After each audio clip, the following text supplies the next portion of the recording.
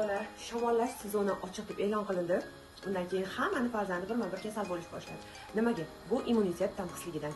Immunitet tanqisligiga yagona birdan-bir chora hozirgi kunda tabiiy toza mahsulotlar. Buning uchun bizga ishonchli go'sht mahsulotlari kerak bo'ladi. Men o'zimga doktor tavsiyasi bilan va ko'pchilikning fikrini olgan holatda quyon go'shtidan farzandimga berishga quyon go'shti o'zligi uyda halol boqib, halol so'yib sotishadi. Profillarni qoldiraman. Hozirgi ideyani dahshati. Quyon go'shtidan meni farzandim kotletlarni juda ham yaxshi ko'radi. Mushoqqina kotletlar. Tayyor polofabrikant qilib qo'ydim o'zim, olib pishirib berishga. Frikadelkalar.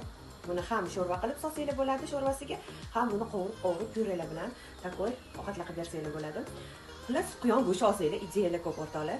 Bemalol pishirib berishinglar. Men ko'chadagilarga ishonmadim va o'zimni yaqinimdan zakaz qilishga qaror qildim. Ular hozir profil ochgan. Bemalol murojaat qilaverasizlar. Krol uzga svejiy so'yib sizlarga jo'natadilar. Narxlari ham juda ham hamyonbop, hamda ishonchli, hamda juda ham svejiy. Farzandinglar uchun bemalol ishonchli zakaz tavsiya hozirgi kunda hammaga muhim va kerakli. O'rtoqlar, shoshilamiz, profillarni saqlab qo'yinglar. Dastavka xizmatlari ham bor. Uylariga borib olib ketsanglar ham bo'ladi.